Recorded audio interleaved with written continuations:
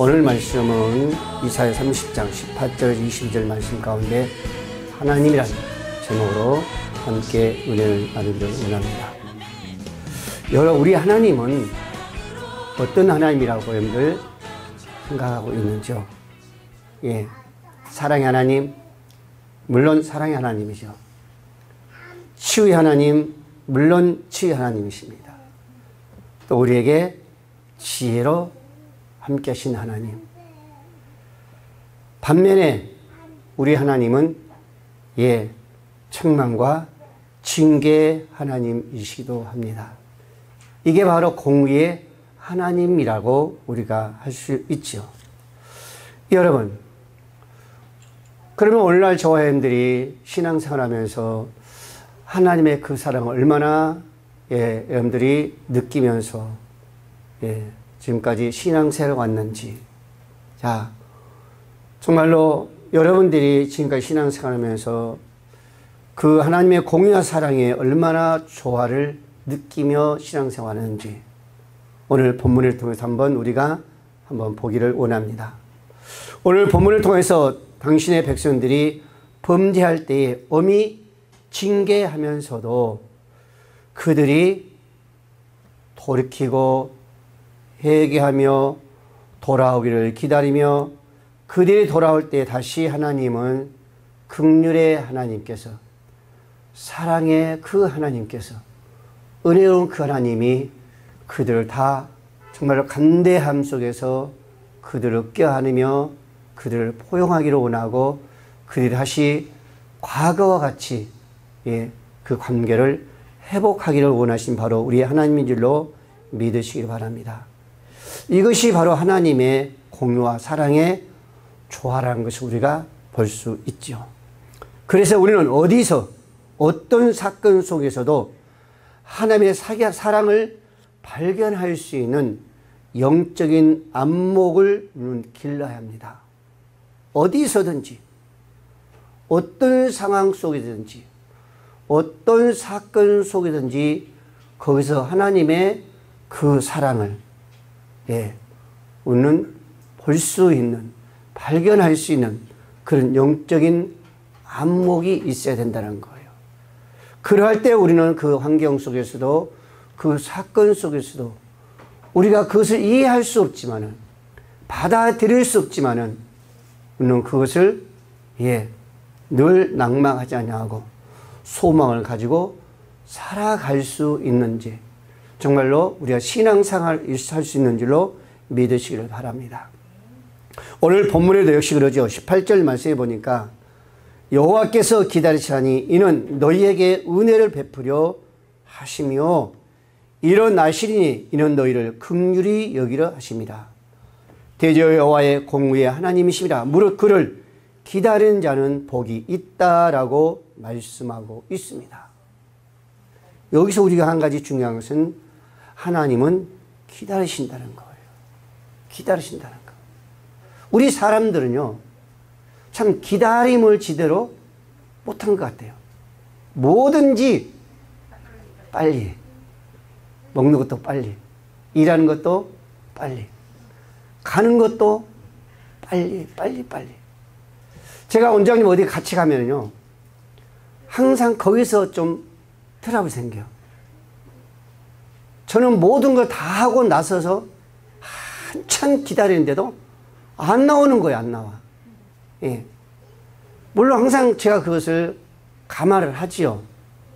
남자들보다 여자들은 뭐든지 준비하는 것이 많아요. 그래서 제가 그걸 이해를 하면서도 또 거기서 빨리 안 나온다라고 이야기를 합니다. 이게 빨리예요. 그래서 때로는 우리가 다투기도 하고 때는 어때요? 정말 어려움이 우리에게 다가오기도 합니다. 우리 사람은요, 무엇이든지 좀 기다릴 줄 알아야 돼요. 기도하는 것도 해놓고 하나님께 주실 때까지, 응답이 올 때까지, 내 손에 쥐어줄 때까지, 또 나에게 들려줄 때까지 좀 기다릴 수 있는 그런 인내, 참을성이 좀 중요해요. 그래서 참는 자가 뭐가 있다? 복이 있다라고 하나님은 말씀하고 있습니다.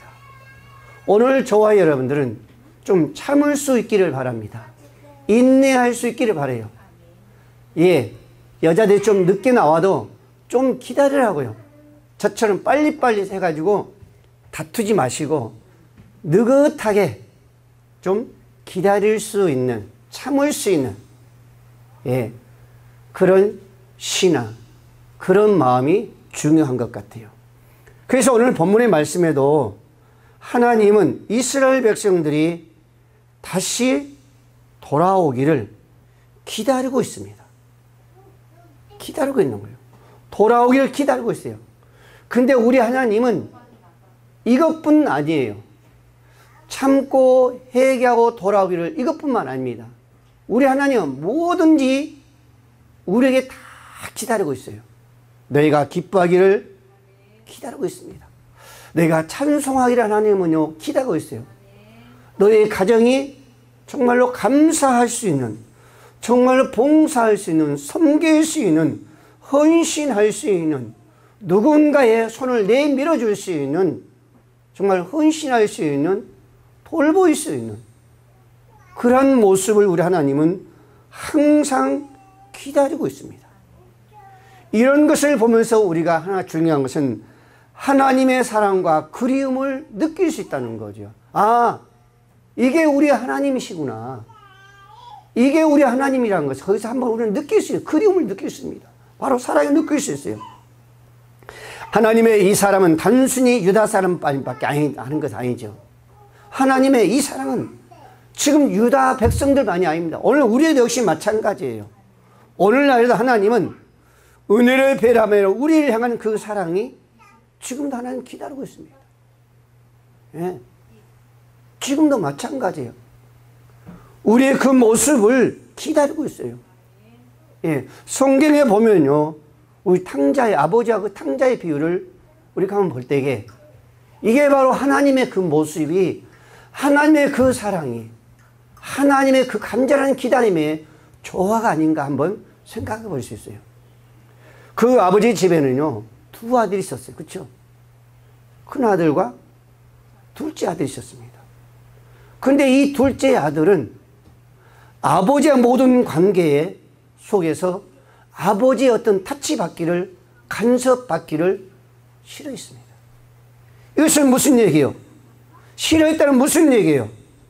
그 집과 아버지 마음에서 이미 떠나 있다는 거죠. 예.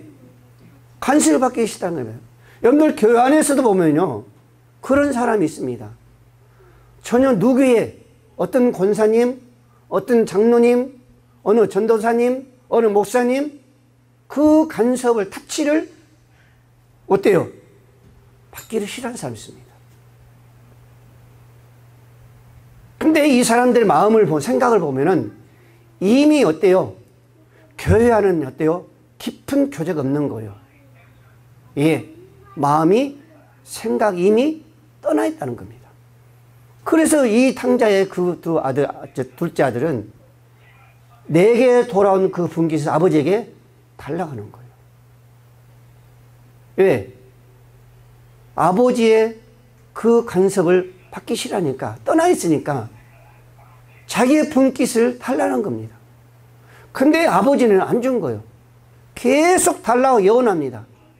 그래서 아버지는 마지 못해서 그 아들에게 그 분깃을 주었어요.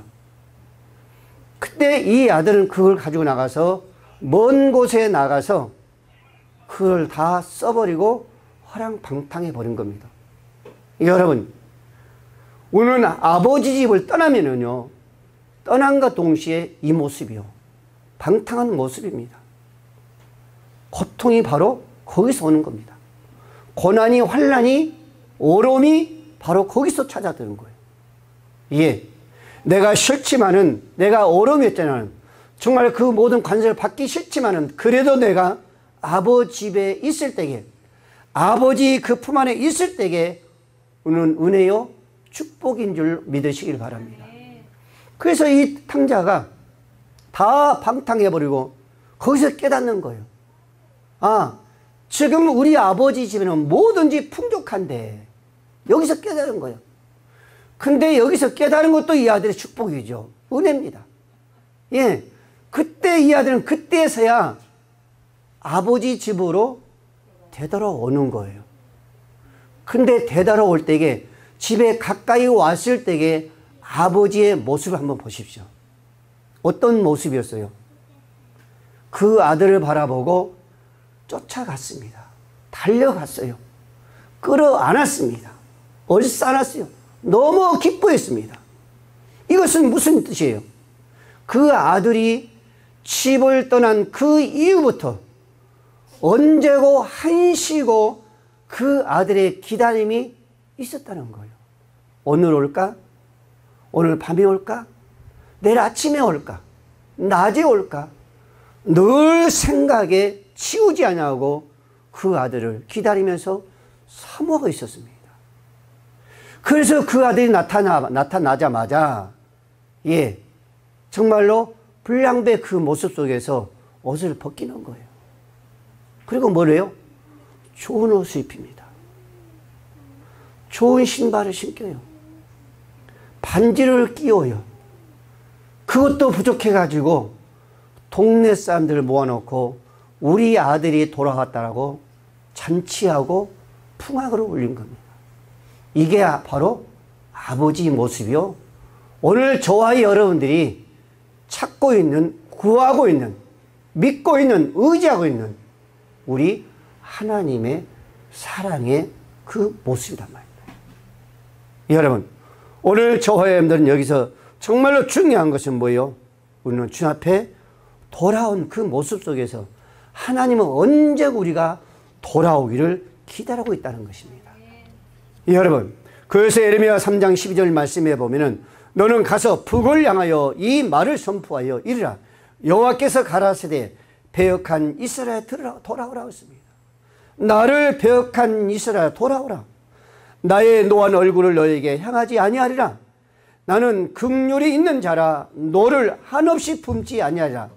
여호와의 말이니라 그랬었습니다. 너희가 내게 돌아오라는 거예요. 나는 너에게 노한 얼굴을 하지 않겠다는 겁니다. 오늘 그 탕자의 아버지처럼 돌아오기를 바라는 그 얼굴이 어떤 모습이요? 노한 얼굴이 아니라, 화낸 얼굴이 아니라 늘 기쁨으로, 늘 감사한 마음으로 너를 기다리고 있다는 겁니다. 이런 마음으로 대하기를 원한 겁니다. 예, 우리 하나님이 그래요.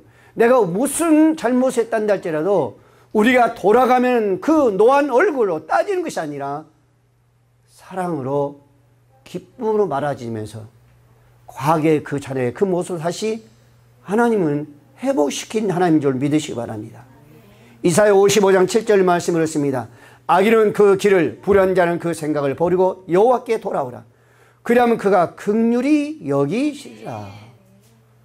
돌아오라. 긍휼히 여기셨다는 겁니다.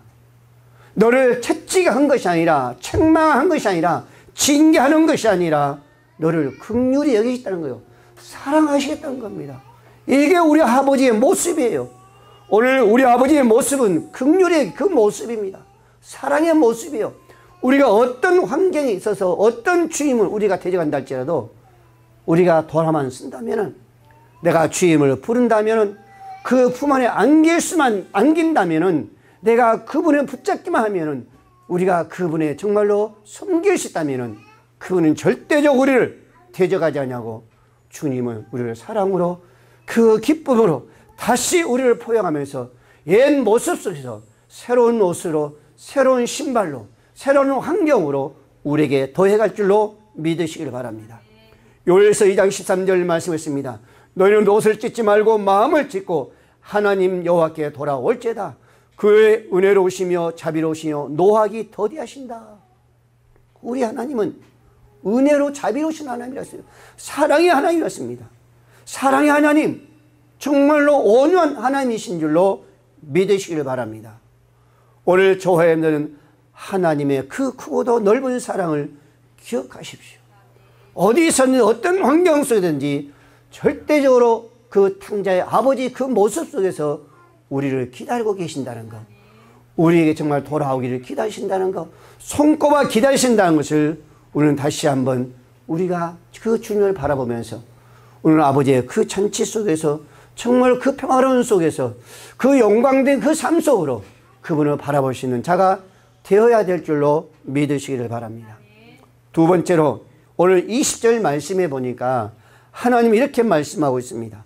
주께서 너에게 환난의 떡과 고생의 물을 주시나니 내 스승은 다시 숨기지 아니하시니 내 눈이 내 스승을 볼 것이며 라고 말씀하고 있습니다.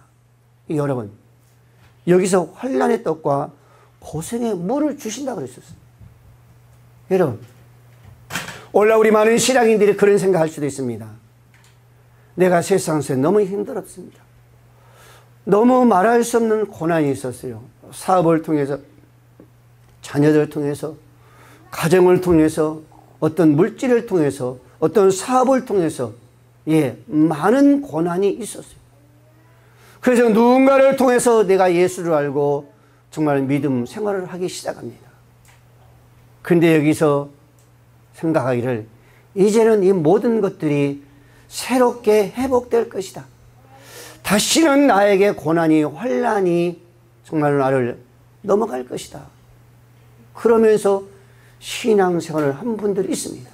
이것은 뭘 말이요? 이제는 모든 것이 만사형통할 거란 겁니다. 그 자녀를 통해서 그 어려움이라는 것은 이제는 있을 수 없다는 거죠. 사업의 실패는 있을 수 없습니다. 자정의 불안은요, 있을 수 없다는 겁니다.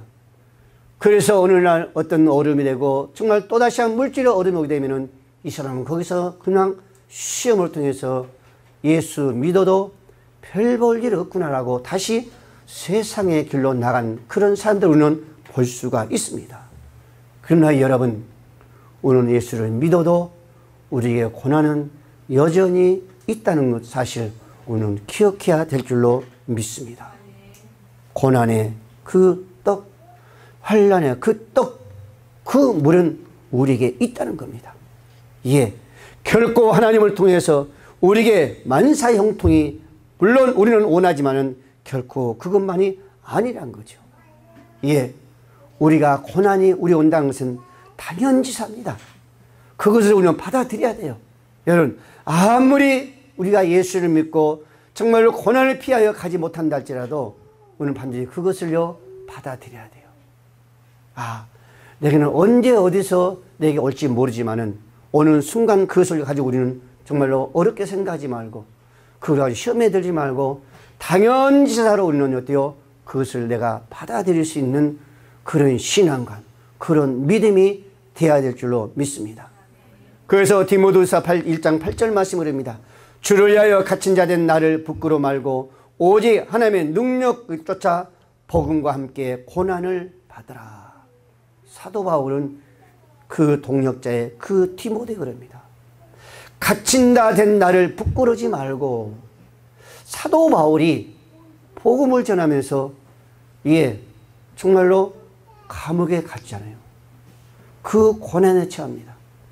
그것을 너희가 부끄러워하지 말고, 너희들이 부끄러워하지 말고, 교회가 부끄러워하지 말고, 성도들이 부끄러워하지 말고 오직 하나님의 능력을 쫓아 복음과 함께 고난을 받으라 그러셨습니다.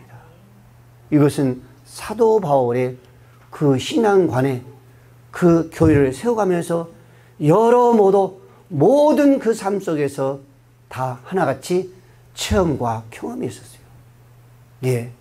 내가 주의 말씀을 전해도, 주의 말씀에 순종해도, 주님을 의지해도 고난은 여전히 있구나. 더 우리가 볼 수 있는 것은 사도 바울의 그 가시, 여전히 변화가 없었습니다. 이것을 제거해달라고 사도 바울은 3번씩이나 기도했지만은 여전히 주님의, 하나님의 응답은 그걸로 내가 족하도다라고 말씀했습니다.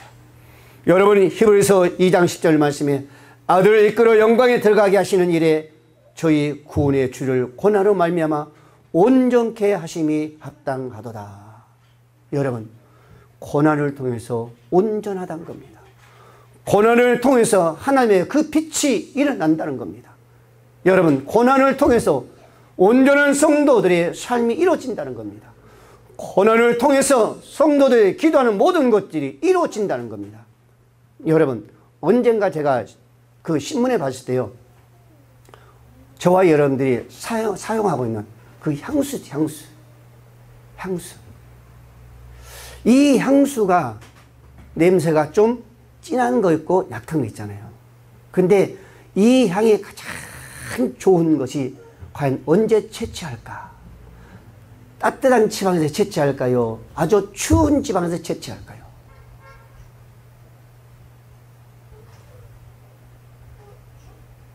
둘 중에 하나. 아주 추운 지방, 최고의 낮은 온도에서, 영하로 최고의 낮은 온도 속에서 그때 채취한대요. 이 채취한 그 향수가 가장 향기가 진하단 거예요. 예. 그러면 그 추운 날씨에서 자라는 그 향이 얼마나 고난에 있다는 거. 그렇죠? 따뜻한 그런 날씨가 아니라 아주 추운 그것을 이겨낼 때에 그 향이 우리에게 가장 귀하게 사용된다는 거죠. 우리 사람들에게 가장 인기가 있다는 겁니다. 마찬가지로 여러분, 성경을 봐도 그러잖아요. 성경의 인물을 봐도 그렇습니다. 여러분, 모세가 이스라엘 백성들을 이끌어내면서 얼마나 많은 아픔이 있었습니까? 그냥 이끌었어요? 안 그랬었습니다. 그 과정을 보면요, 우리가 상상할 수 없는 어려움을 느낍니다. 그 이스라엘 백성들의 그 원망의 소리, 그 아픔의 소리 다 들어가면서, 그래도 모세는 그거 가지고 원망 불평하지 아니고 그들과 다투지 아니하고 하나님 앞에 무릎 꿇고 기도하면서 그들을 이끌어 인도했습니다. 모세뿐만 아니라 다윗 왕도 역시 마찬가지였습니다.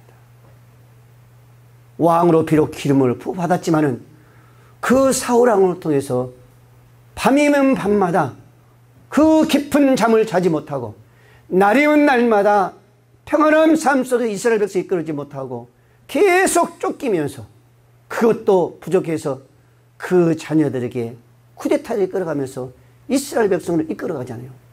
하나님은 그 중심, 그 어려움을, 그 고난을 처했을 때마다 당신에게 기도하고 당신을 의지하는 그 다윗을 하나님의 이스라엘 백성 지도자로 하나님께서 축복하신 줄로 믿으시길 바랍니다. 다윗뿐만 아니라 신약의 예수시대의 여러분들 사도 바울을 보십시오. 예, 사도 바울은요, 잠을 제대로 못 잤다고 그랬습니다. 죽을 고비를 3번이나 넘겼다고 그랬었어요. 친구들의 위험과 바다의 위험과 잠을 자지 못하면서도 그것을 원망 불편하지 않고 하나님의 그 발자취를 밟아가면서 복음을 전하고 교회를 세워갈 때에 하나님께서 축복하신 줄로 믿으시길 바랍니다. 오늘 저와 여러분들 역시 마찬가지입니다. 우리의 그 열매는 그냥 열매가 맺어진 거 아닙니다. 우리의 예수를 통해서 예수 그리스도의 향기는 그냥 이루어진 나타나는 그 향기가 아니란 겁니다. 내가 얼마만큼 고난을 받느냐에 따라서 나를 통해서 하나님의 그 향기는 얼마만큼 우리가 풍길 수 있다는 거죠. 내가 고난을 받으면 받을수록 예수의 그 아름다운 향기는 나를 통해서 더 진하게, 더 강하게 나타날 줄로 믿으시기 바랍니다. 베드로전서 4장 12절 말씀에 사랑하는 자들아 너희를 실현하려고 오늘 불시험을 이상한 일 당한 같이 이상에 의지 말라. 오직 너희가 그리스도의 고난에 참여하는 것처럼 즐거워하라. 그의 영광을 나타내실 때에 너희로 즐거워하고 기뻐하게 함이라라고 베드로는 말씀하고 있습니다. 우리의 어떤 불시험, 우리가 상상할 수 없는, 우리가 꿈도 꾸지 않는 그런 시험이 우리에 다가온다 할지라도 그 시험을 이상히 여기지 말라는 거예요. 기뻐하라는 겁니다. 당연하게 그걸 받아들이라는 겁니다. 그 시험을 통해서, 그 불시험을 통해서, 그 고난을 통해서 하나님의 영광이 나타날 때에 우리가 어때요? 기뻐하고 정말 즐거워하기 위해서, 예, 오늘 베드로는 그 불시험을 기뻐하고 감사했다고 그랬습니다. 여러분, 요셉을 한번 우리가 생각해 봐야 됩니다. 사도 바울 역시 마찬가지죠. 여러분, 우리에게 어떤 어려움이 와도 시험이 와도 고난이 와도 우리는 어때요? 도리어 기뻐할 수 있는, 정말로 마지막 주님 그때 오실 때에 우리가 어떤 모습으로 만나야 한다는 것을 생각하면서 소망하면서 우리는 끝까지 우리는 감사할 수 있는 오늘 저와 여러분들이 되시기를 바랍니다. 세 번째로 오늘 성령의 인도함에 민감해야 된다 그랬었습니다. 성령의 인도함에 민감해야 된다. 오늘 21절 말씀을 했습니다. 너희가 우편으로 치우치든지 좌편으로 치우치든지 내 뒤에서 말소리가 내 귀에 들려 이르기를 이것이 정론이 너희는 이리로 행하라 할 것이며, 내 뒤에서 말소리가 내 귀에서 들려, 이 말은 스승이 매우 가까이서 언제든지 함께 있다는 사실을 지금 암시해 주고 있습니다. 여러분, 예수님께서 마지막 부활하시고 가시면서 내가 가야 너에게 유익이다 그랬었습니다. 그러면서 말씀하시는 내가 너에게 보혜사 성령을 보내주리라 라고 말씀하고 있습니다. 구약에 보면요, 이스라엘 백성이 이끌어갈 때에 하나님은 선지자를 통해서 그들을 가르쳤습니다. 그들을 책망하셨어요. 그러면서 곁길을 가는 그 이스라엘 백성들을 바른 길로 갈 수 있도록 인도했습니다. 예. 근데 신약을 통해서는 누가? 하나님은 누구를 보내시고 성령을 보내서 우리는 그 성령의 인도하심 속에서 좌우로 갈 수가 있습니다. 곁길이 아니라 오늘 본문의 말씀처럼 정도의 길을 갈 수가 있다는 거죠. 그래서 오늘 저와 여러분들은 우리를 인도하신 그 성령의 세밀한 그 음성에 우리는 민감해야 된다 그랬었습니다. 우리가 구약에 사무엘 선지자가 이제 하나님의 전에서 자라갑니다. 엘리 제사장과에 함께 어때요? 예배하며 자라가요. 근데 그 순간 하나님께서 사무엘을 불러요. 사무엘아, 사무엘아 부릅니다. 이때 사무엘은 이게 하나님의 소리인지 사람의 소리인지, 혹시 엘리 제사장이 나를 부르지 않나 하고 엘리 제사장에 쫓아가서 부르셨나이까 그래요. 근데 엘리 제사장이 아니다 그랬습니다. 두 번째 그래요. 역시 두 번 쫓아가도 아니다 합니다. 예. 마지막이요. 어때요? 가서 또 엘리가 가니까 아니다. 성령이 하나님 부른 소리다. 다시 부르면 내가 여기 있나이다 그랬습니다. 예. 그래서 그때 사무엘 선지자는요, 예, 거기에 귀를 기울인 겁니다. 아주 민감하게 귀를 기울인 거예요. 그때 부르실 때에 바로 하나님의 음성인 줄 알고 내가 여기 있나이다 그런 거죠. 여러분, 우리는 기도할 때나 평범한 생활 속에서도 우리는 하나님께서 나에게 어떤 말씀을 주실까? 우리는 민감하게 귀를 기울여야 됩니다. 그래야 우리는 하나님의 인도하심과 성령의 가르침 속에서 우리는 바른 정로의 길로 갈 수 있다는 거죠. 사울도 역시 마찬가지, 사도 바울도 마찬가지였습니다. 다시금 그 담에서 내려가면서 예, 그 성도들을 결박하고 또 예루살렘 오기 위해서 핍박하기 위해서 내려가는 도중에 엎드러졌어요. 엎드러지니까 사도 바울 이게 무슨 일인고 속으로 깊이 생각했을 거예요. 예, 아주 민감했을 거예요. 그때 하나님의 예수님의 금성이 들린 거예요. 사울아, 사울아 들린 겁니다. 누구십니까? 그렇죠. 나는 내가 핍박하는 예수라 그러잖아요. 여기서 사도 바울은 깜짝 놀라며 거기서부터 하나님의 복음, 진리를 가지고 사랑을 가지고 온 각지, 온 지방을 다니면서 전파하며 교회를 세워가기 시작합니다. 오직 성령의 그 인도하심에 가는 거죠. 요한복음 14장 26절 말씀을 합니다.